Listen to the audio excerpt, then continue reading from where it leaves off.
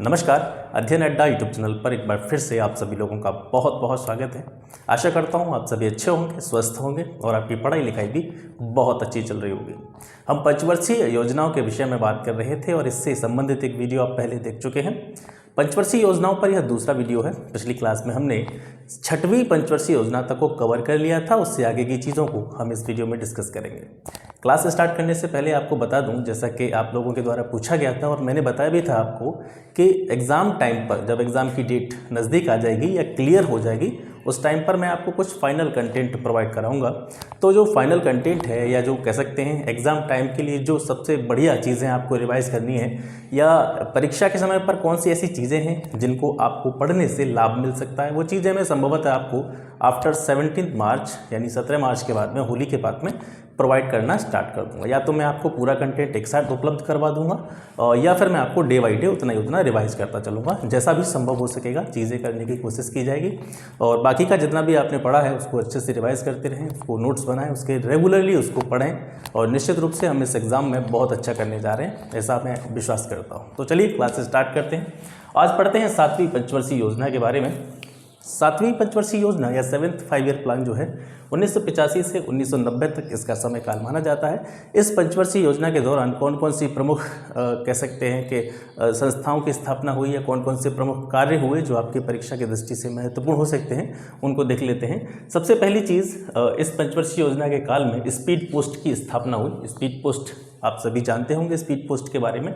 1986 में देखिए आपके लिए जो चीज़ें जितनी ज़्यादा मतलब कह सकते हैं कि जितनी चीज़ें आपके लिए ज़्यादा ज़रूरी हैं या किस हद तक आप चीज़ों को याद करना है, किस लेवल तक आपको चीज़ों को याद करना है, मैं उसी लेवल तक आपको बताने का प्रयास कर रहा हूँ। स्पीड पोस्ट के अंदर जाने का कोई मतलब नहीं है, आपको बस इतना पता होना चाहिए कि स्पीड पोस्ट की स्थापना कब हुई थी, तो 1986 में हुई थी। और मैं मानता हूँ कि ऐसा कोई व्यक्ति नहीं होगा जो स्पीड पोस्ट के बारे में नहीं जानता हो।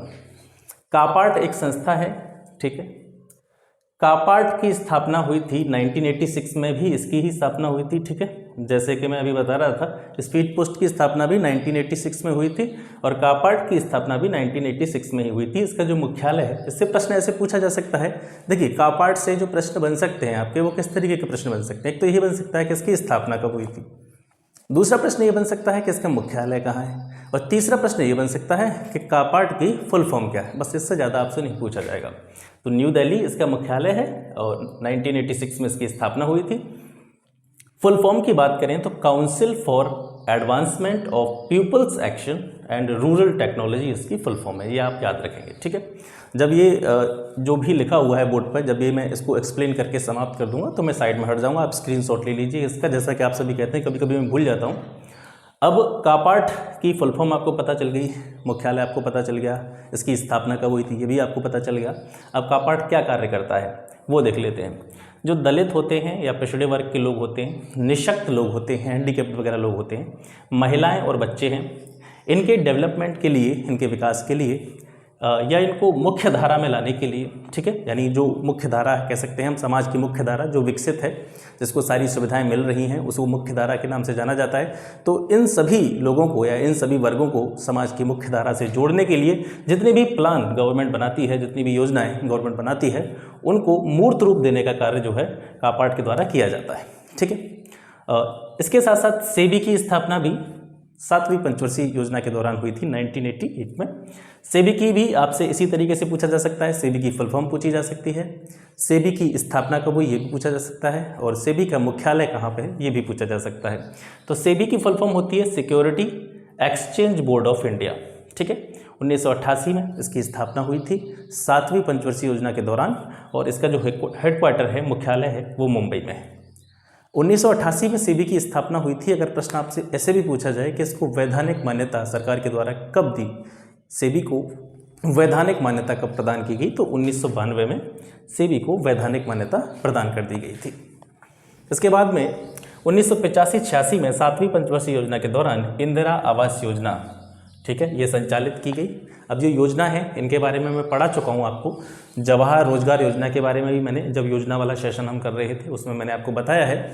इंदिरा आवास योजना के बारे में भी मैं बता चुका हूँ, तो इसमें मैं ज़्यादा डिटेल में नहीं जाऊँगा। ठीक है, 1985-86 में इंदिरा आवास योजना, अप्रैल 1989 में जवाहर रोजगार योजना और सितंबर 1989 में नेहरू रोजगार योजना जो है 7वीं पंचवर्षीय योजना के दौरान जो है संचालित की गई थी। बहुत इंपॉर्टेंट प्रश्न यहाँ से ये बन सकते हैं, आपसे ये पूछा जा सकता है, क्योंकि हम ग्राम समाज के रिगार्डिंग पढ़ रहे हैं, तो आपसे पूछा जा सकता है कि इंदिरा आवास योजना किस पंचवर्षीय योजना के दौरान चालू की गई थी। ठीक है, तो इस तरीके से आप याद रख सकते हैं कि जवाहर रोजगार योजना किस पंचवर्षीय योजना के दौरान प्रारंभ की गई थी, तो 7वीं पंचवर्षीय योजना के दौरान प्रारंभ की गई थी। ठीक है, अब आता है आपका योजना अवकाश। ठीक है, योजना अवकाश 1990 से लेकर 92 तक, यानी आपने देखा यहाँ पे 85 से 90 तक जो है आपकी 7वीं पंचवर्षीय योजना रही, और उसके बाद में 2 एक-एक वर्षीय, ठीक है, 2 एक-एक वर्षीय जो है योजनाएं चलाई गई। इसी को योजना अवकाश कहा जाता है।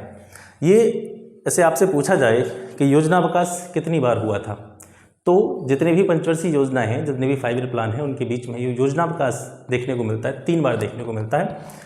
और 2 के बारे में मैं आपको पहले बता चुका हूँ, ये तीसरा है। ठीक है, योजना अवकाश 1990 से 1992 तक योजना अवकाश है। मतलब योजना अवकाश का मतलब ये नहीं है कि कोई योजना चालू नहीं की, योजनाएं चली थी, बाकायदा योजनाएं चली थी, लेकिन क्या है कि पंचवर्षीय योजनाएं नहीं बनाई गई थी। ठीक है, कुछ ऐसी उतार चढ़ाव थे, राजनीतिक उतार चढ़ाव या आर्थिक उतार चढ़ाव भारत में उस टाइम पे देखने को मिले, जिस वजह से 5 ईयर का जो प्लान था, पंचवर्षीय योजना थी, वो नहीं बनाई गई थी। उसके स्थान पर 1 वर्षीय योजनाओं को मूर्त रूप दिया गया था। ठीक है, तो योजना अवकाश 1990 से 1992 तक। 1990-91 में उदारीकरण और वैश्वीकरण, निजीकरण एवं आर्थिक सुधारों की प्रक्रिया प्रारंभ हुई थी। यानी जो ये समय था 1990 का, 1991 का, इस समय पर भारत जो है आर्थिक तंगी से जूझ रहा था, और इसी वजह से उस पर काम करने के लिए 5 वर्षीय योजना न बनाकर 1-1 वर्ष की योजनाएं बनाई गई थी। उसी को योजना अवकाश कहा जाता है। तो भारत में एक प्रश्न पूछा जा सकता है कि भारत में आर्थिक सुधारों के जनक किसको कहा जाता है? आर्थिक सुधारों के जनक डॉक्टर मनमोहन सिंह को कहा जाता है। इसके बाद में 1992 से 97 तक 8वीं योजना आती है। 8वीं योजना का मुख्य उद्देश्य क्या था?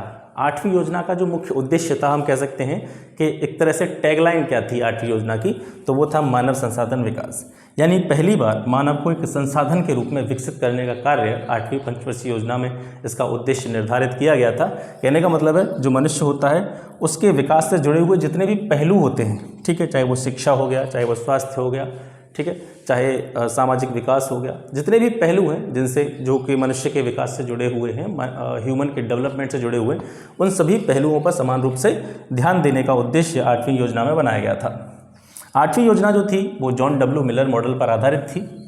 और एक और प्रमुख प्रश्न है यहाँ से, 8वीं योजना के दौरान ही भारत जो है WTO का सदस्य बना था, या हम ऐसे भी कह सकते हैं कि वर्ल्ड ट्रेड ऑर्गेनाइजेशन की स्थापना भी इसी समय पर हुई थी जब भारत में 8वीं पंचवर्षीय योजना चल रही थी। वर्ल्ड ट्रेड ऑर्गेनाइजेशन जो है 1 जनवरी 1995 को इसकी स्थापना हुई थी, और भारत इसका सदस्य शुरुआत से ही था, या हम कह सकते हैं कि भारत वर्ल्ड ट्रेड ऑर्गेनाइजेशन के संस्थापक सदस्यों में से एक था। इस योजना में जो लक्षित दर रखी गई थी आर्थिक विकास की वो 5.6% थी, जबकि इसके एवज में हमको जो विकास दर प्राप्त हुई थी वो 6.8% हुई थी, और इसी के कारण इस 8वीं योजना को हम सर्वाधिक सफल योजना कहते हैं। ठीक है, यानी आपसे पूछा जा सकता है कि पंचवर्षीय योजनाओं में सबसे ज़्यादा सफल पंचवर्षीय योजना कौन सी थी, तो 8वीं थी। और अगर आपसे पूछा जाए कि सर्वाधिक असफल पंचवर्षीय योजना कौन सी थी, वो 3री पंचवर्षीय योजना थी। उसके बारे में मैंने बताया था कि उसमें बहुत सारे ऐसे फैक्ट थे कि जैसे भारत चीन युद्ध हुआ था उसी समय पर, भारत पाकिस्तान युद्ध हुआ था उसी समय अवधि में। इसके साथ साथ भारत के जो प्रधानमंत्री थे पंडित जवाहरलाल नेहरू, उनकी भी मृत्यु हो गई थी। तो इस वजह से भारत में कुछ उतार चढ़ाव देखने को मिले थे। तो वो योजना जो जिन उद्देश्यों को लेकर के आगे बढ़ रही थी वो पूरे नहीं हो पाए थे, और कहीं ना कहीं वो योजना असफल योजना मानी जाती है। ठीक है, तो 8वीं योजना सबसे सफल योजना है क्योंकि इसमें जो लक्ष्य रखा गया था आर्थिक विकास की दर का, उसके सापेक्ष हमने जो है काफ़ी ज़्यादा डेवलपमेंट किया था। तो 8वीं योजना सबसे सफल योजनाओं में है। इस योजना में स्वरोजगार कार्यक्रम चलाया गया, ठीक है, 1996 में। इसके अलावा एक योजना चलाई गई जिसे रोजगार आश्वासन योजना कहा जाता था 1993 में। 2 अक्टूबर 1993 को रोजगार आश्वासन योजना 8वीं पंचवर्षीय योजना में चलाई गई थी।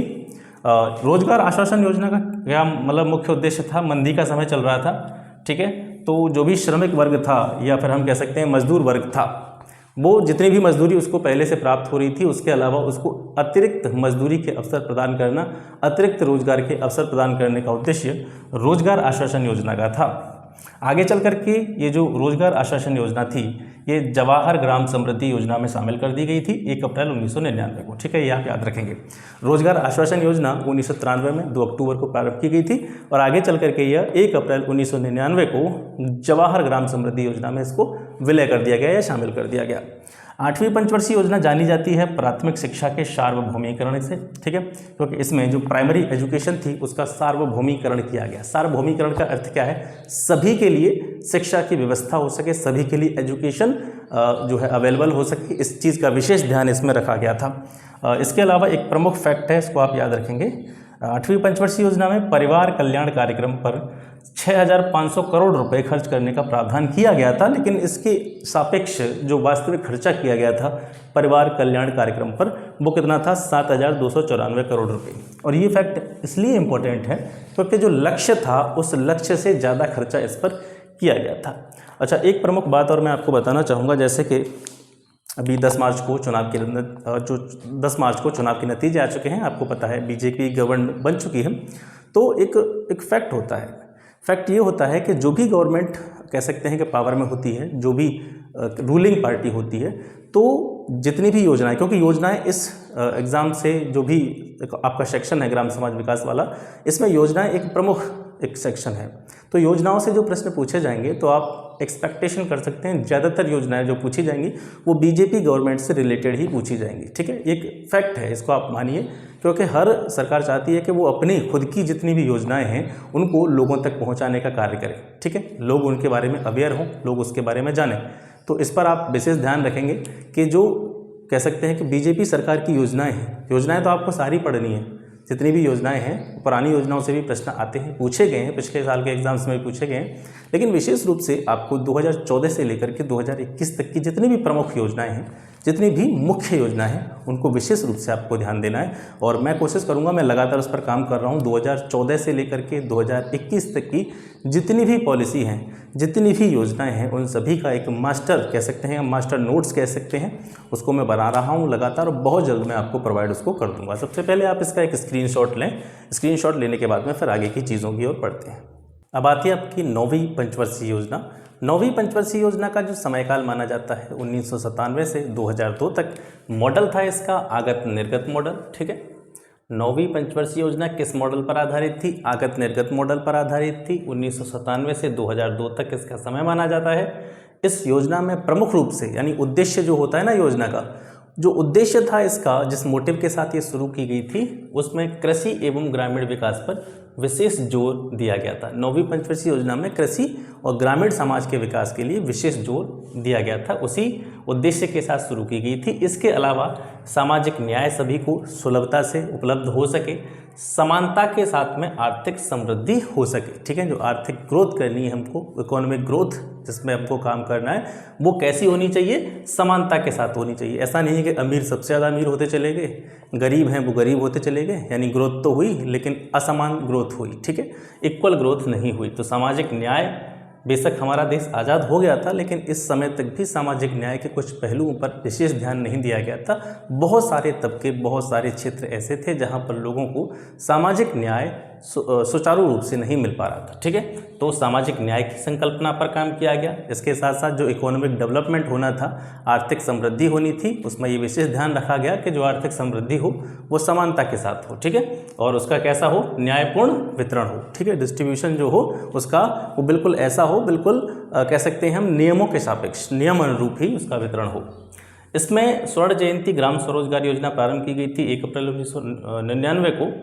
किसके अंतर्गत? 9वीं पंचवर्षीय योजना के अंतर्गत। और मैं जैसा कि हमेशा कहता हूँ, एक चीज़ आप विशेष ध्यान रखा करें कि जो भी योजना आया करे या जो भी प्रोग्राम या जो भी कार्यक्रम किसी योजना से संबंधित आया करे, उसमें आप विशेष रूप से उस योजना को ध्यान दिया करिए। कौन सी योजना कौन सा प्रोग्राम या कौन सी योजना किस पंचवर्षीय योजना में स्टार्ट करी गई थी। ठीक है, तो जैसे जो स्वर्ण जयंती ग्राम स्वरोजगार योजना है 1999 में प्रारंभ की गई थी।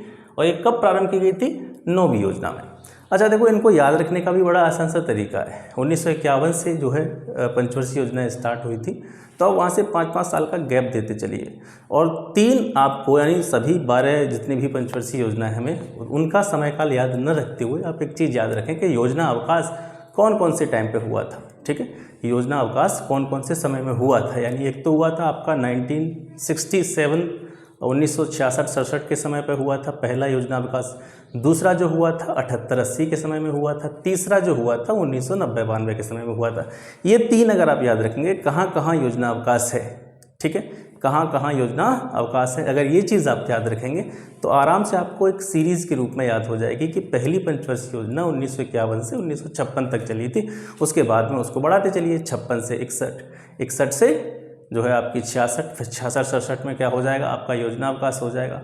उसी तरीके से आगे बढ़ते चलिए, आराम से आपको याद हो जाएगा, कोई ज़्यादा दिक्कत भी आपको नहीं आएगी। ठीक है, तो आपको विशेष रूप से योजना के जो अवकाश हुए हैं 3 बार जो एक वर्षीय योजनाएं बनाई गई हैं उनको विशेष रूप से याद रखना है। अगर आप उनको याद रख पाते हैं तो पूरी जितनी भी पंचवर्षीय योजनाएं हैं उनका क्रम आप आसानी से याद रख सकते हैं। ठीक है, तो अगर आपको फिर जैसे मैंने योजनाएं भी अलग से पढ़ाई हैं, जो सामान्य पॉलिसी हैं वो भी पढ़ाई है, तो योजना का अगर आपको टाइम पता है, जैसे मुझे अगर पता है कि स्वर्ण जयंती ग्राम स्वरोजगार योजना 1999 में ये हुई थी, ठीक है, इसको लागू किया गया था, तो अगर मुझे ये पता है तो मैं इसको आसानी से रिलेट कर सकता हूँ किसी भी 5 ईयर प्लान के साथ में, क्योंकि मुझे योजना अवकाश पता है और मुझे ये पता है कि पहली योजना 1951 में स्टार्ट करी गई थी। कहाँ कहाँ योजना अवकाश है उनको निकाल करके 5-5 साल ऐड करते चलो।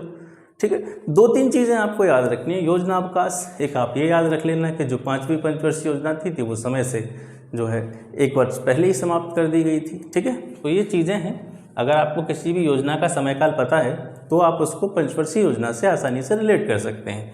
1999 में स्वर्ण जयंती ग्राम स्वरोजगार योजना चली थी और इसका प्रमुख उद्देश्य था जो भी हमारे रूरल एरिया हैं, ग्रामीण क्षेत्र हैं, वहाँ पर ज़्यादा से ज़्यादा जो कुटीर उद्योग हैं उनका विकास किया जाए। कुटीर उद्योगों के विकास पर इसके द्वारा जोर दिया गया था। कुटीर उद्योग मतलब जो छोटे उद्योग होते हैं, जो कि समाज के जो पिछड़े वर्ग होते हैं या ग्रामीण क्षेत्र से जुड़े हुए जो लोग होते हैं उनको रोजगार उपलब्ध कराया जा सके, यानी अपना खुद का रोजगार वो चालू कर सकें, उसके लिए कुटीर उद्योगों की स्थापना 1999 में स्वर्ण जयंती ग्राम स्वरोजगार योजना के तहत की गई थी। ठीक है, आर्थिक विकास दर जो रही थी 9वीं पंचवर्षीय योजना की वो 5.7% थी। ठीक है, ये जो रही थी वो है। ठीक है, अब जो लक्ष्य रखा गया था हमारा वो 6.5% का लक्ष्य रखा गया था। ठीक है, इसके एवज में हम जो प्राप्ति हुई थी 5.7% की हुई थी। अब 10वीं योजना जो है 2002 से 2007 तक, इसका जो उद्देश्य था क्या था, सामाजिक न्याय, समता के साथ में आर्थिक विकास। जो 9वीं पंचवर्षीय योजना थी लगभग वही उसी मोटिव के साथ ये स्टार्ट करी गई थी कि सभी को सामाजिक न्याय की उपलब्धता सुनिश्चित हो सके। इसके साथ साथ जो हमारी आर्थिक विकास है, इकोनॉमिक ग्रोथ है, इकोनॉमिक डेवलपमेंट है, उसमें समानता का विशेष ध्यान रखा जाए। ठीक है, समता का विशेष ध्यान रखा जाए। अब जो 10वीं पंचवर्षीय योजना है, 10वीं पंचवर्षीय योजना में आर्थिक समृद्धि का लक्ष्य रखा गया था 7.9%। ठीक है, लेकिन इसके एवज में हमको प्राप्ति हुई थी 7.6%। 7.6% की हमको प्राप्ति हुई थी और इसके संबंध में आपको विशेष रूप से ये पॉइंट याद रखना है कि 7.6% की जो आर्थिक समृद्धि दर थी ये किसी भी योजना में प्राप्त की जाने वाली सर्वाधिक आर्थिक समृद्धि दर थी 7.6%। अब आपको एक कन्फ्यूजन यहाँ पे होगी, मैंने आपको कहा था कि सर्वाधिक सफल योजना कौन सी थी, 8वीं पंचवर्षीय योजना सबसे सफल योजना थी, और यहाँ पर मैं एक आपसे कह रहा हूँ कि जो 7.6% की समृद्धि दर हमने प्राप्त की थी 10वीं पंचवर्षीय योजना में, ये सर्वाधिक है। तो अगर ये सर्वाधिक है तो फिर सर्वाधिक सफल 8वीं पंचवर्षीय योजना क्यों हुई? तो यहाँ पे आप देखेंगे 7.6% किसके सापेक्ष है, 7.9 के सापेक्ष में। यहाँ से मैं उम्मीद करता हूँ सब चीज़ आपको क्लियर हो गई होगी। 7.9% का हमने टारगेट रखा था, उसके सापेक्ष में, उसके रिस्पेक्ट में हमको 7.6% की इकोनॉमिक ग्रोथ प्राप्त हुई थी, जो कि लक्ष्य से कम है।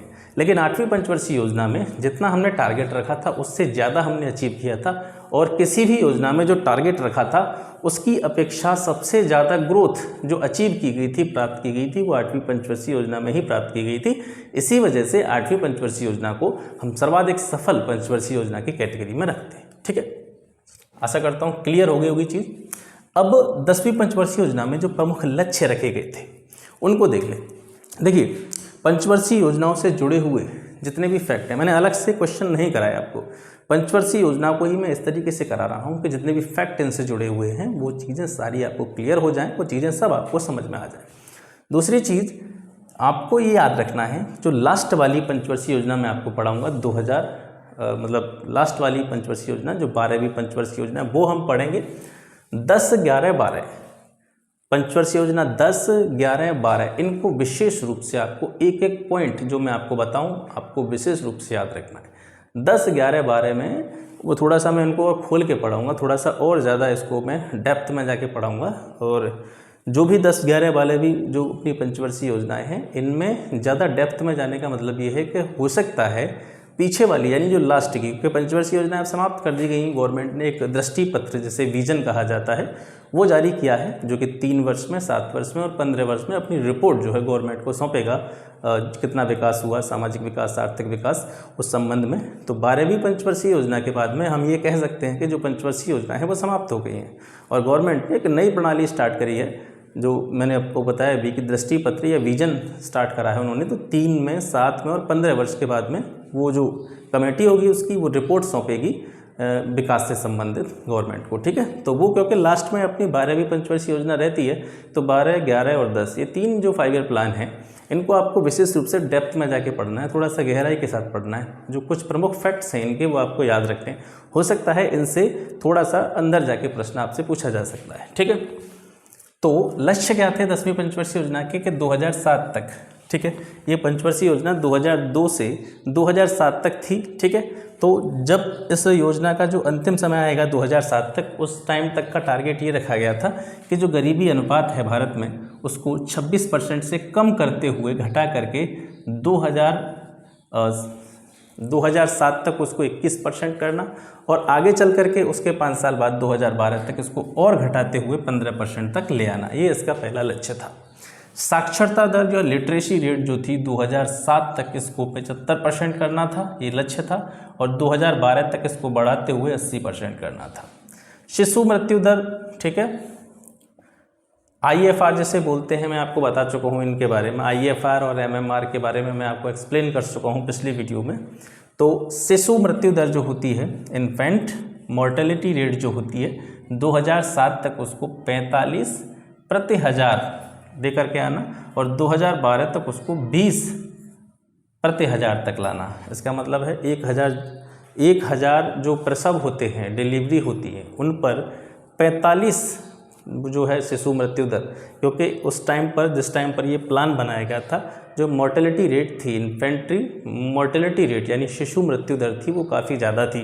क्योंकि कह सकते हैं हम 2002 से लेकर 2007 तक के बीच का जो समय था, उस समय पर जो हमारा जो हेल्थ सेक्टर था या प्राथमिक स्वास्थ्य का जो तंत्र था, ढांचा था, वो इतना ज़्यादा विकसित नहीं हुआ था जितना वर्तमान समय में है। बहुत सारी हेल्थ फैसिलिटीज़ आप मिलने लगी हैं, बहुत सारी पॉलिसी गवर्नमेंट चला रही है, बहुत सारी योजनाएं, national health mission urban, rural, बहुत सारी स्वास्थ्य योजनाएं गवर्नमेंट ने चला सकी हैं। तो उस टाइम पर, जिस टाइम पर ये 10वीं पंचवर्षीय योजना आई थी 2002-2007 के बीच में, इस समय पर जो हमारा जो स्वास्थ्य ढांचा था वो इतना ज़्यादा विकसित नहीं था। तो जो बच्चे थे डिलीवरी के समय पर उनकी ज़्यादा डेथ हो जाती थी, तो डेथ रेट उनकी ज़्यादा थी।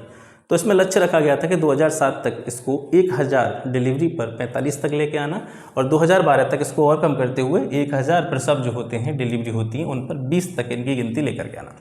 ऐसे ही जो MMR होती है, कह सकते हैं मातृत्व मृत्यु दर को 2012 तक 1 प्रति जीवित जन्म तक लेके आना, ठीक है। जो मोर्टेलिटी रेट होती है मातृत्व से रिलेटेड, उसको काउंट किया जाता है प्रति जीवित जन्म पर, ठीक है, यानी 1000 पर काउंट करा जाएगा और 1000 जीवित जन्म यानी 1000 बच्चे जो जन्म लेंगे और जीवित अवस्था में जन्म लेंगे, उन जीवित बच्चों की संख्या पर मातृत्व मृत्यु दर 1 होनी चाहिए। मातृत्व मतलब डिलीवरी के समय में मदर की डेथ, माँ की डेथ, ठीक है। तो उसको हमको 1000 पर 1 तक लेके आना है 2012 तक, ये टारगेट इसमें रखा गया था। वानिकीकरण है, वानिकीकरण को 2007 तक 25% तक ग्रोथ करना है इसमें, यानी जो वनों की मात्रा है, वनों का क्षेत्रफल है, उसको 25% तक बढ़ाना और 2012 तक इसको 33% तक लाना। और ये एक कह सकते हैं एक स्टैंडर्ड वैल्यू होती है कि किसी भी देश के कितने भूभाग पर जो है अनिवार्य रूप से वन होने चाहिए या वृक्षों का आवरण होना चाहिए, तो 33% होता है। तो 2012 तक लक्ष्य रखा गया था इसको 33% तक ले जाने का। 2012 तक सभी गांवों में पीने योग्य पानी की जो उपलब्धता है वो सुनिश्चित करना, सभी लोगों को पीने योग्य शुद्ध पानी मिल सके, इसकी पहुंच सभी लोगों तक हो सके, इसकी संस्तुति 2012 तक इसमें की गई थी 10वीं पंचवर्षीय योजना में। इसके बाद में आती है 11वीं पंचवर्षीय योजना 2007 से 2012 तक। एक किस उद्देश्य के साथ प्रारंभ की गई थी? तीव्रतर व आर्थिक समावेशी विकास, राज्यों में मौजूद आर्थिक असमानता को दूर करने का प्रयास। ठीक है, 2 इसके लक्ष्य थे। पहला था तीव्रतर और अधिक समावेशी विकास, जो विकास करना है हमको, डेवलपमेंट करना है, वो तेज़ी से करना है और समावेश के साथ करना है। मतलब समाज का कोई भी तबका, समाज का कोई भी वर्ग, समाज की कोई भी जाति इस विकास से अछूती न रहे, सभी को साथ लेते हुए विकास करना ही समावेशी विकास कहलाता है। तो जो विकास है उसको फास्टली करना है, तीव्रतर करना है और यह सुनिश्चित करना है कि समाज के सभी वर्गों को हमको साथ लेते हुए आगे बढ़ना है। ये उद्देश्य था 11वीं पंचवर्षीय योजना का। इसके साथ साथ 11वीं पंचवर्षीय योजना में यह विशेष ध्यान रखा गया कि जो राज्यों में आर्थिक असमानताएं मौजूद हैं, हर एक राज्य में क्या है कि जो इकोनॉमिक लेवल है, आर्थिक स्तर है लोगों का, वो एक जैसा नहीं होता है। अपने यहाँ पे ही देख लीजिए, अपने गांव में देख लीजिए, मोहल्ले में देख लीजिए, शहर में देख लीजिए। एक व्यक्ति कोई अमीर है तो बहुत ज़्यादा अमीर है, एक व्यक्ति अगर निर्धन है तो बहुत ज़्यादा निर्धन है। यही जो बीच का कह सकते हैं गैप है, इसी को हम आर्थिक असमानता कहते हैं। तो राज्यों में जो आर्थिक असमानता मौजूद थी उसको दूर करने का प्रयास या लक्ष्य हम कह सकते हैं 11वीं योजना में रखा गया था। हालांकि वो एक अलग बात है कि जो आर्थिक असमानता है उसको हम आज भी कहीं ना कहीं दूर करने में नाकाम रहे हैं। आर्थिक असमानता आज भी, यानी जो निर्धन है वो ज़्यादा निर्धन होते जा रहे हैं, अमीर हैं वो ज़्यादा अमीर होते जा रहे हैं। तो ये खाई आज भी लगातार, इसके बीच में जो गैप वो लगातार बढ़ रहा है। प्रयास किए जा रहे हैं गवर्नमेंट के द्वारा, लेकिन इसको जो है हम कम नहीं कर पाए हैं। इसके अलावा जो गरीबी, स्वास्थ्य है, एजुकेशन, ठीक है, महिलाएं, बच्चे, इनके डेवलपमेंट के लिए, इसके साथ साथ जो पर्यावरण है, हमारा एनवायरनमेंट है, उससे संबंधित जो कार्य हैं उनके प्रदर्शन का आकलन करने के लिए 26 सूचक बनाए गए थे, इंडिकेटर बनाए गए थे। ठीक है, सूचक का मतलब क्या होता है? ऐसे हम कह सकते हैं, ऐसे मानक या फिर हम कह सकते हैं ऐसे पॉइंट बना गए थे जिनके आधार पर हम आकलन कर सकते हैं। किस किस का आकलन कर सकते हैं? हम गरीबी का आकलन कर सकते हैं, अपने हेल्थ सेक्टर का आकलन कर सकते हैं, एजुकेशन का आकलन कर सकते हैं, महिलाओं और बच्चों का डेवलपमेंट हो रहा है कि नहीं हो रहा है इसका आकलन कर सकते हैं, हमारा जो एनवायरनमेंट है, पर्यावरण है, उसमें नुकसान तो नहीं हो रहा है, पर्यावरण को और बेहतर तरीके से कैसे बनाया जा सकता है। तो इसके लिए कुछ सूचक, इंडिकेटर जो हैं, ऐसे 26 सूचक बनाए गए थे 11वीं पंचवर्षीय योजना में। 2001 से लेकर 2011 तक के दशक में, ठीक है, जनसंख्या की जो समृद्धि की दशकीय दर थी, पॉपुलेशन की जो दशकीय वृद्धि होती है 10 साल में, जो कह सकते हैं पॉपुलेशन का जो ग्रोथ रेट होता है, तो 2001 से 2011 तक के दशक में जनसंख्या समृद्धि की दशकीय दर को घटा करके 16.2 के स्तर पर लाने का लक्ष्य 11वीं पंचवर्षीय योजना में रखा गया था। इसके अलावा इसमें जो आर्थिक समृद्धि का औसत लक्ष्य था वो 9% का था। यानी जिस तरीके से हम पढ़ते आ रहे हैं, प्रत्येक पंचवर्षीय योजना में जो लक्ष्य रखा गया था इकोनॉमिक ग्रोथ का 9% रखा गया था, लेकिन उसी टाइम पर कुछ ऐसी आर्थिक असमानताएं, विषमताएं पैदा हुई थी या कुछ ऐसे रीजन रहे थे जिसकी वजह से इस लक्ष्य को घटा करके कम किया गया था। तो कम किया गया था बाद में इसको 8.1%। ठीक है, यानी आपसे पूछा जा सकता है यहाँ से 11वीं पंचवर्षीय योजना में जो आर्थिक समृद्धि का लक्ष्य रखा गया था, पहले 9% रखा गया था, बाद में उसको घटा करके 8.1% किया गया और जो प्राप्ति हुई थी हमको वो 7.9% हुई थी। ठीक है, कृषि विकास का लक्ष्य अगर बात करें तो 4% का रखा गया था इसमें, और इसके सापेक्ष हमको 3.2% की ग्रोथ जो है कृषि के क्षेत्र में प्राप्त हुई थी। ठीक है, तो ये हमने यहाँ पे पढ़ा हमने 9वीं पंचवर्षीय योजना, 10वीं पंचवर्षीय योजना और 11वीं पंचवर्षीय योजना। पहले आप इसका ले लीजिए स्क्रीनशॉट, उसके बाद में लास्ट बचती है अपनी 12वीं पंचवर्षीय योजना, उसको फिर हम आगे देखते हैं। अब बात करते हैं अपनी 12वीं पंचवर्षीय योजना और अंतिम पंचवर्षीय योजना के बारे में।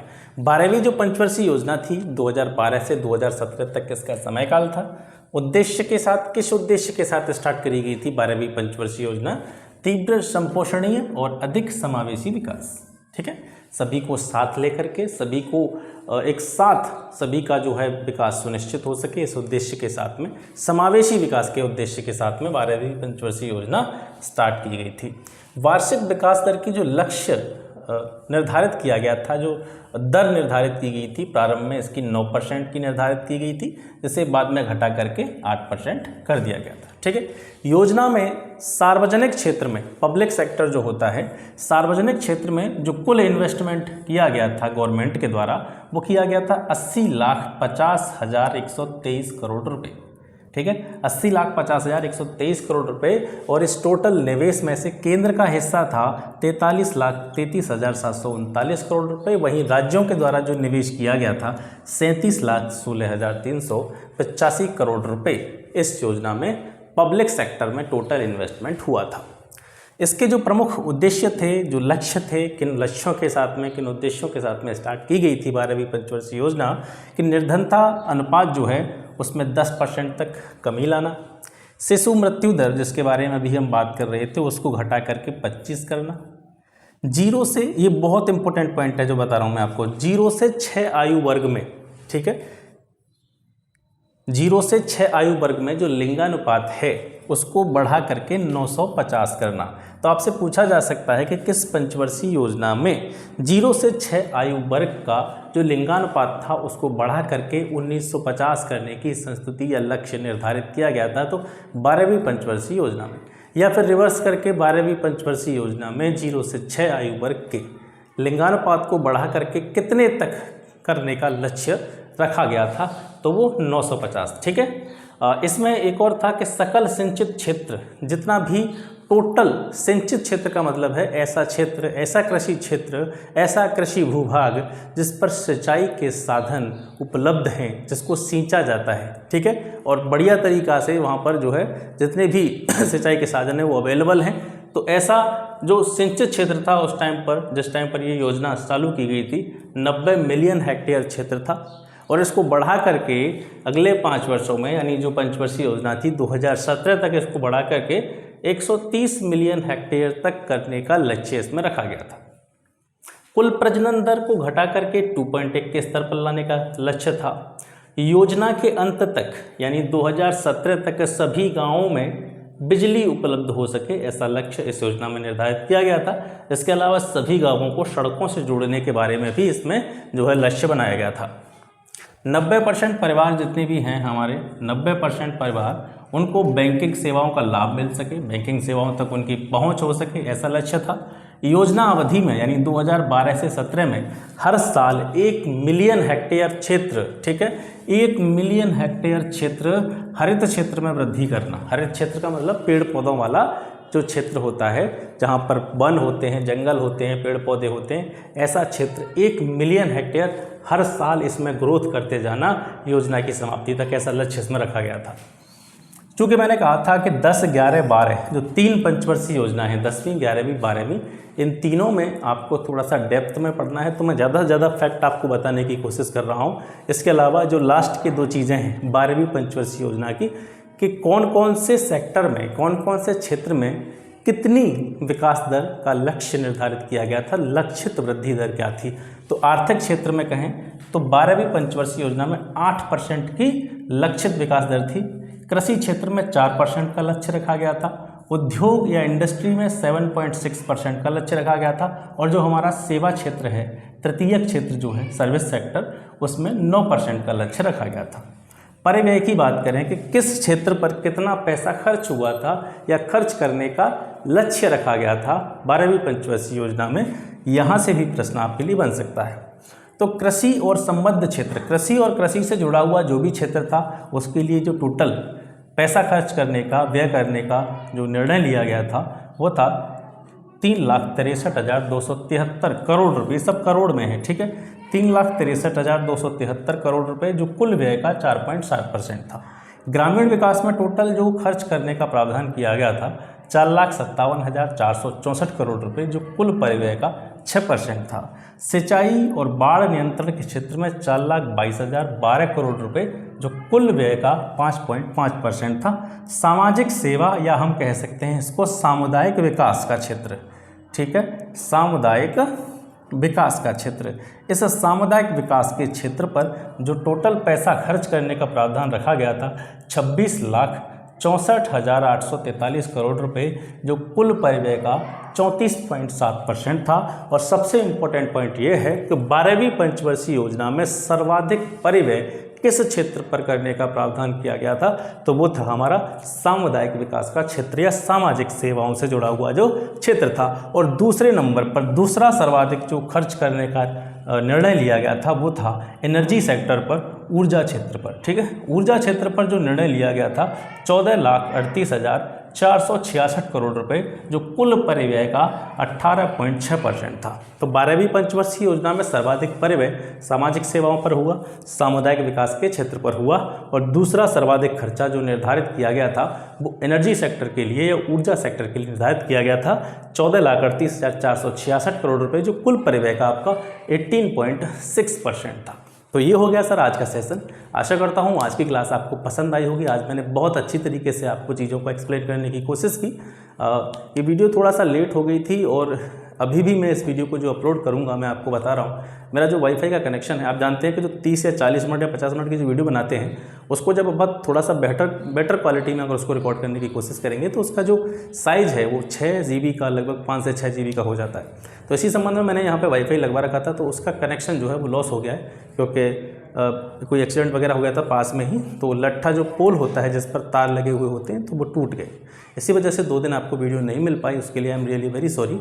तो अब जो मैं वीडियो इसको अपलोड करने वाला हूँ, मैं डाटा से अपलोड करूँगा, मोबाइल का डाटा 2-3 लोगों के साथ में एडजस्ट करके उसको, जैसे एक मेरा फ़ोन हो गया, एक मेरी वाइफ का फ़ोन हो गया, उसके फ़ोन से कुछ अपना डाटा, कुछ डाटा एक्स्ट्रा जैसे एडॉप्ट करते हैं, उस डाटा को लेकर के मैं इस वीडियो को अपलोड करूँगा। थोड़ा सा असुविधा आपको 2 दिन हुई है, उसके लिए I am really very sorry. तो मैं उम्मीद करता हूं कि आप इसको अन्यथा नहीं लेंगे, एडजस्ट करेंगे, कोई दिक्कत नहीं, कभी कभी समस्याएं हो जाती हैं।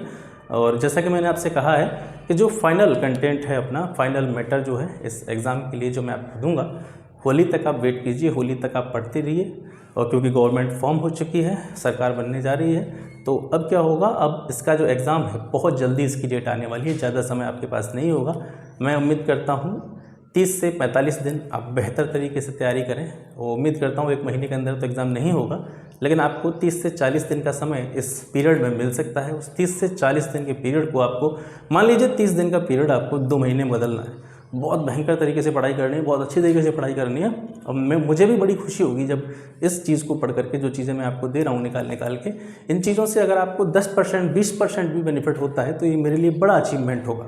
ठीक है, क्योंकि ऐसा होता है कि कोई बड़ा कोचिंग इंस्टीट्यूट होता है या कोई बहुत बड़ा संस्थान होता है, वहाँ से जब लड़के निकलते हैं तो आश्चर्य नहीं होता है। लेकिन एक छोटा सा चैनल है मेरा, ये आगे चल करके मैं इस पर काम कर रहा हूँ और आप लोगों का सहयोग रहा तो इसको मैं बहुत आगे ले जाऊँगा। और दूसरी चीज़, मेरा जो मेन पर्पज़ है, ठीक है, वैसे मैं जॉब करता हूँ, मुझे बेशक इसमें समय नहीं मिल पाता, लेकिन मैं समय निकालने की कोशिश करता हूँ, कैसे भी करके निकालूँ। मेरा एक उद्देश्य है कि कुछ चीज़ें हैं जो मैंने फेस करी हैं अपनी लाइफ में, बहुत सी चीज़ों को मैंने देखा है।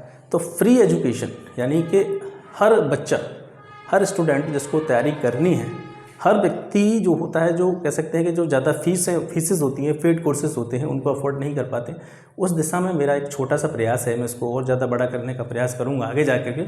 तो फ्री एजुकेशन की कह सकते हैं हम डायरेक्शन में, फ्री एजुकेशन की दिशा में मैं इस काम को करने का प्रयास कर रहा हूँ और आशा करता हूँ कि ये काम आप लोगों के सहयोग से बहुत अच्छा होगा। और यहाँ से, इस छोटे से प्लेटफॉर्म से अगर एक बच्चा भी निकलता है, मैं बहुत छोटा सा नंबर बोल रहा हूँ, एक बच्चा भी अगर लाभान्वित होता है, उसको बेनिफिट होता है, तो ये मेरे लिए इससे बड़ा अचीवमेंट कोई नहीं हो सकता। लगातार मैं आप लोगों के लिए काम करता रहूँगा। और इसके साथ साथ मैं आपको बताऊँ, क्योंकि 26,000 प्लस कुछ यूपी पुलिस कांस्टेबल की भर्तियाँ आने वाली थी, जो कि इलेक्शन की वजह से उसका जो टेंडर था वो पेंडिंग में पड़ गया है, तो वो भी जल्दी क्लियर होने वाला है। और आशा करता हूँ बहुत जल्दी ही ये जो भर्ती आने वाली यूपी पुलिस कांस्टेबल की 26,000 प्लस, ये बहुत जल्दी आने वाली है। और इस बार हम बिल्कुल तैयार बैठे हैं। मैं लगातार आपके लिए जो चीज़ें हैं वो तैयार कर रहा हूँ, बहुत अच्छी तरीके से तैयार कर रहा हूँ। और मैं गारंटी देता हूँ जिस दिन इसका नोटिफिकेशन आउट होगा यूपी पुलिस कांस्टेबल भर्ती का, उस दिन मैं आपसे ठोक करके, आप मुझसे स्टाम्प पे लिखवा लीजिएगा और यहाँ से लगातार आप तैयारी करेंगे। यहाँ से आप लगातार बहुत अच्छी तरीके, जैसे मैं आपको गाइड करूँ, मैं आपको कुछ भी बताऊँ, उस हिसाब से आप तैयारी करेंगे, उस बेस को बना करके आप तैयारी करेंगे, तो मैं निश्चित रूप से लिख के दे सकता हूँ। और मैं ये ऑन रिकॉर्ड बोल रहा हूँ, ये वीडियो यूट्यूब पर मैं अपलोड करूँगा। इसको मैं ऑन रिकॉर्ड बोल रहा हूँ और ये कोई छोटी बात नहीं होती, मैं ऑन रिकॉर्ड इस चीज़ को बोल रहा हूँ, चाहे आप किसी भी कोचिंग से पढ़ते हो। लेकिन मैं यहाँ से गारंटी देता हूँ आपको कि यूपी पुलिस कांस्टेबल का जिस दिन एग्ज़ाम होगा उस दिन मैं यहाँ से बहुत सारे बच्चों को सेलेक्ट करके भेजूँगा। ये मेरा विश्वास है और मैं जानता हूँ आप मेरे इस विश्वास में मेरा सहयोग करेंगे, मेरा साथ देंगे। तो फिर मिलते हैं आपसे नेक्स्ट वीडियो में, तब तक के लिए नमस्कार, जय हिंद।